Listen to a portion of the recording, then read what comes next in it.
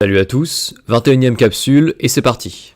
Bon, il continue à se passer beaucoup de choses aux États-Unis, même si les événements qui nous intéressent le plus ont majoritairement l'air de se dérouler dans les coulisses. Néanmoins, il y a des nouvelles importantes qui concernent la censure ou Twitter, donc on fait un petit point aujourd'hui sur tout ce qui se passe autour des réseaux sociaux. Alors pourquoi la censure actuelle est-elle intéressante ? Elle est intéressante car elle est faite de façon étrange.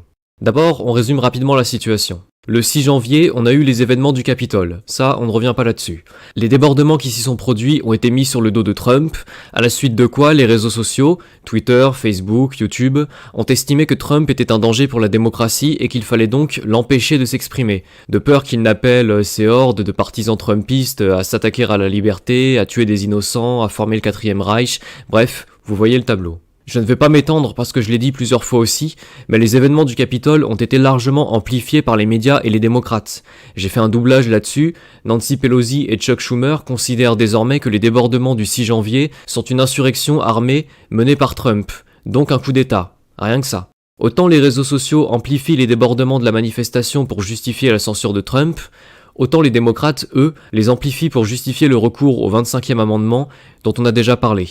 Je confirme au passage que Mike Pence n'invoquera pas le 25e amendement contre Trump, et que donc, les démocrates vont tenter un nouvel impeachment. On reviendra sur l'impeachment quand on en saura un peu plus, mais pour l'instant, on s'arrête un peu sur les réseaux sociaux et la censure.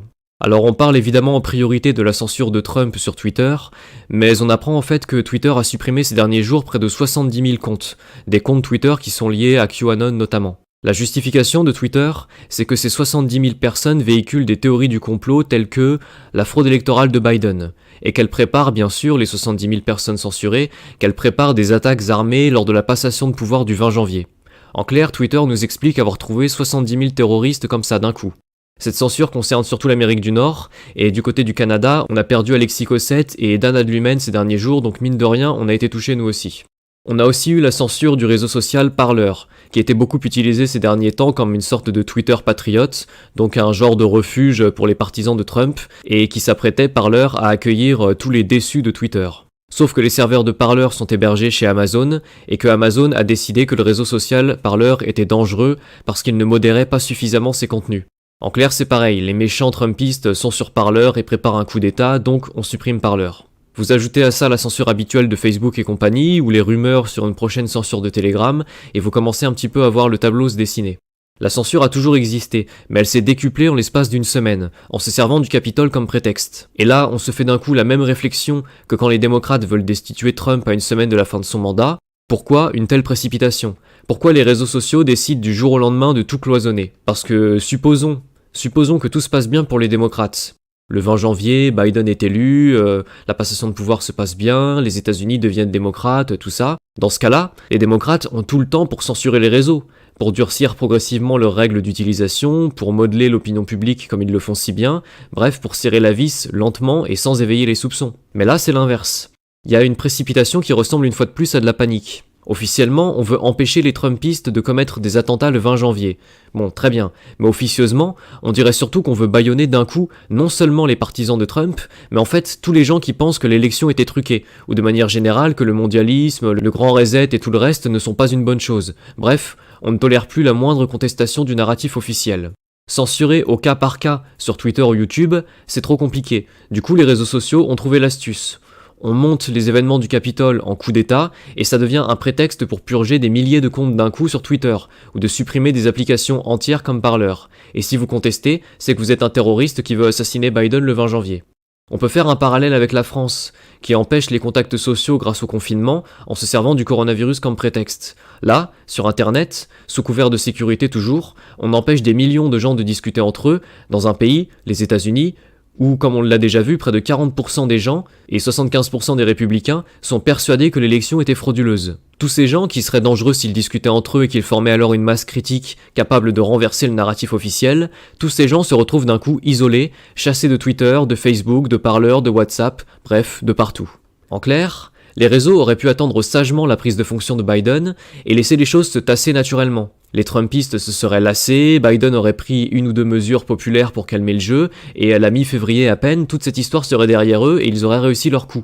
Mais là non. Plutôt que de faire profil bas 1 mois ou 2, à une semaine de la passation de pouvoir, les réseaux sociaux mettent tout en œuvre pour censurer en urgence des millions de gens. Et ça, c'est pas l'attitude de quelqu'un qui est en phase de gagner la bataille, c'est plutôt l'attitude de quelqu'un qui tente le tout pour ne pas perdre. Cette censure massive, c'est une action démesurée des réseaux sociaux qui est mise en œuvre sans ménagement et qui, en conséquence, se retourne contre eux. À l'international, déjà, plusieurs chefs d'État ont condamné la censure de Trump sur Twitter, le Mexique notamment. Dans l'opinion publique, énormément de monde, et pas uniquement des partisans de Trump, s'insurgent de voir une entreprise privée, Twitter, et les autres réseaux sociaux se permettre de censurer un président qui est toujours en exercice. Et même les médias français se sont sentis obligés de se poser des questions sur le bien fondé de cette censure. Les médias français, hein. Twitter et compagnie, en fait, ont agi trop vite et trop fort pour que leurs mesures paraissent légitimes.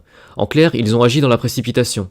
Résultat, les utilisateurs migrent vers d'autres plateformes, comme Gab qui a pris 600 000 abonnés en 24 heures, et surtout Telegram qui a pris 25 millions d'utilisateurs en 3 jours seulement. 25 millions d'utilisateurs, qui venaient sûrement en grande majorité de Twitter. Donc les gens quittent les anciens réseaux sociaux car ils ont besoin désespérément de pouvoir parler librement, de pouvoir parler de l'élection et d'obtenir de l'information non censurée. Côté finance, Twitter a perdu 13% de sa cotation en bourse et Facebook environ 6%, ce qui représente respectivement des pertes d'environ 5 et 40 milliards de dollars, et la chute continue en ce moment même. Or, quand on voit tout ça, on se dit qu'il y a un problème, parce que les gérants de Twitter et Facebook ne sont pas des idiots, ils savent très bien combien ils ont de partisans de Trump parmi leurs utilisateurs. Leur boulot consiste à amasser des données sur nous, donc clairement c'est pas un problème pour eux d'avoir ce genre d'informations, et en censurant en masse comme ils l'ont fait, ils savent probablement très bien le préjudice que ça leur cause, dans l'opinion publique, dans la fréquentation de leur site, et au niveau financier, ou boursier. Malgré tout, Twitter et compagnie ont choisi une censure rapide et violente, tandis qu'à côté Amazon supprime Parler, et demain peut-être Telegram sera supprimé.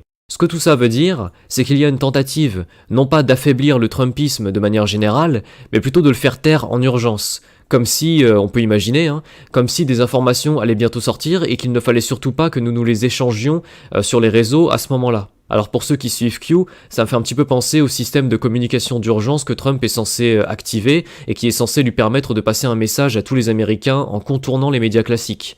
On a l'impression que l'État profond cherche à empêcher le peuple de recevoir ou du moins de partager des révélations qui pourraient être faites soudainement via les réseaux sociaux.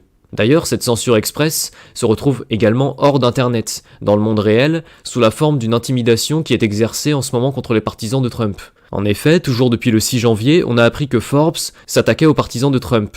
Forbes, c'est un magazine économique qui est très important et qui a évidemment beaucoup d'influence. Et ben là, Forbes a décidé d'intimider toute entreprise qui recruterait des partisans de Trump. Le magazine Forbes a dit ceci, je cite, « Que ce soit clair pour les entreprises, embauchez un de ces fabulistes cités plus haut, donc les partisans de Trump ou ses conseillers, et Forbes considérera que tout ce que votre entreprise relaiera est un mensonge. Nous allons scruter, vérifier et revérifier, investiguer avec le même scepticisme que lorsque nous lisons un tweet de Trump. Vous voulez vous assurer que le plus puissant magazine économique du monde vous considère comme une potentielle source de désinformation? Embauchez ces personnes. » Fin de citation. Donc là, clairement, c'est de l'intimidation et de la menace, c'est clair et net. Si votre entreprise embauche des partisans de Trump, nous, le plus puissant magazine économique du monde, on va s'acharner sur vous pour vous faire couler. Forbes veut donc faire couler les entreprises pro-Trump et empêcher les partisans de Trump de se faire embaucher ici ou là. Donc là, on s'attaque à des gens en raison de leur opinion politique. Mais ça passe tant que les médias continuent à faire passer le Trumpisme pour une idéologie antidémocratique et dangereuse. Et qu'est-ce qu'on a appris d'autre? On a appris que les plus grosses banques américaines, donc on parle de JP Morgan, de Goldman Sachs, de Bank of America, vont geler les donations qui sont envoyées aux politiciens républicains, et que ces derniers, selon leurs opinions politiques, donc comprenez selon ce qu'ils pensent de Trump, ces politiciens républicains pourraient être blacklistés, donc se voir refuser des prêts. Là, faut comprendre qu'un politicien qui ne peut pas emprunter pour une campagne électorale par exemple, ou récupérer les dons qu'on lui envoie, en général il ira pas très loin. Donc si on lui dit ne soutiens pas Trump, sinon toutes les banques d'Amérique vont te blacklister, comprenez bien que ce type-là, généralement, il va s'aplatir. Une fois de plus, les banques intimident les partisans de Trump et se permettent de s'attaquer aux politiciens qui soutiennent Trump. Et enfin, par-ci par-là, alors je sais pas si c'est répandu ou si c'est plus ponctuel, mais vous avez des démocrates qui montent au créneau et qui demandent à ce qu'on n'embauche plus de républicains, par exemple dans les écoles, parce qu'il ne faudrait pas que les enfants soient pervertis par l'idéologie de Trump. Donc maintenant, il faut comprendre que Trump est devenu un ennemi public, plus qu'avant encore, et que maintenant c'est son idéologie même qui se résume selon les médias au coup d'État, le fameux coup d'État du Capitole. Donc Trump n'est plus qu'un sécessionniste et un danger public. Là, les démocrates, l'État profond, les réseaux sociaux se sont lancés en urgence dans une sorte de chasse aux sorcières aussi soudaine que brutale. En 2 jours, ils ont transformé l'incident du Capitole en coup d'État armé et ça leur sert maintenant à décréter que soutenir Trump fait de vous un criminel et qu'on peut dès lors vous supprimer tous vos droits, votre liberté d'expression, votre accès à l'emploi et d'autres choses peut-être encore bientôt. Mais une fois de plus, un tel acharnement montre que les démocrates craignent une montée en puissance des partisans de Trump. C'est pourquoi ils les font taire d'une manière aussi suspecte et comme on l'a vu, aussi peu efficace. Là, on est dans une situation où les choses devraient normalement se calmer. Trump est censé avoir perdu, il est censé être lâché par tout le monde, par tous ses alliés, Mike Pence et compagnie, et il est censé en gros pleurer dans son coin en attendant la passation de pouvoir du 20 janvier, à laquelle il n'assistera d'ailleurs même pas. Et pourtant, là, ses ennemis sont actuellement en train de s'acharner contre lui plus que jamais. Et ça, c'est illogique, et ça semble montrer qu'en coulisses, il se passe des choses très mauvaises pour les démocrates. Des choses qui vont galvaniser les partisans de Trump, et qui justifient qu'on les bâillonne au plus vite par la censure et par l'intimidation. Donc voilà pour aujourd'hui, petite capsule pour faire un point sur l'étrange stratégie de censure des réseaux sociaux qui se retournent contre eux et qui traduit leur peur de Trump et de ses partisans. Donc on reviendra sur l'impeachment dès qu'on aura de nouvelles informations. En attendant, je remercie comme d'habitude ceux qui m'aident dans mon travail en m'adressant un don ou en relayant mes vidéos. Merci à vous. Je précise aussi que j'ai mis à jour la liste de mes réseaux sociaux pour que ce soit plus clair pour vous si vous souhaitez me suivre. Allez, bonne fin de journée et à bientôt. N'oubliez pas de vous abonner et d'activer la cloche pour être informé de mes prochaines vidéos. Vous pouvez me rejoindre sur Twitter et Facebook et vous pouvez me soutenir sur Tipeee et Paypal grâce au lien en description.